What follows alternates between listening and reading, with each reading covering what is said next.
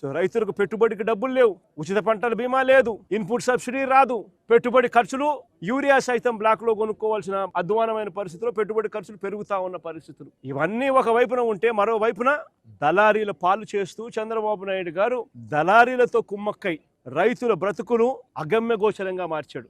ఏ పంటకు చంద్రబాబు నాయుడు గారి హయాంలో గిట్టుబాటు ధర రాని పరిస్థితి, చంద్రబాబు నాయుడు గారి హయాంలో ఏ పంటకు కూడా గిట్టుబాటు ధర రాని పరిస్థితి. గత ఏడాది ధాన్యం, కందులు, మినుములు, పెసలు, సజ్జలు, మిర్చి, పొగాకు, ఉల్లి, టొమాటో, కొక్కో, చీని, మామిడి, ఇలా ఏ పంట చూసినా గత సంవత్సరం రైతులకు గిట్టుబాటు ధరలు రాని పరిస్థితి అయితే ఈ ఏడాది మళ్ళీ ధాన్యంతో సహా అరటి, మొక్కజొన్న, పత్తి, కొబ్బరి, వేరుశెనగ, ఇలా ఏ పంటకు కూడా మళ్ళీ ఈ సంవత్సరం కూడా గిట్టుబాటు ధరలు రాని పరిస్థితి. గతంలో ఇలాంటి పరిస్థితి ఎప్పుడూ లేదు. ఆర్బీకే పరిధిలో ఈ క్రాప్ చేసి, జియో ట్యాగింగ్ చేసి, ఈ క్రాప్ చేసి ఆర్బీకే పరిధిలో ఒక పోస్టర్ పెట్టేవాళ్ళం వైఎస్ఆర్సీపీ ప్రభుత్వ హయాంలో.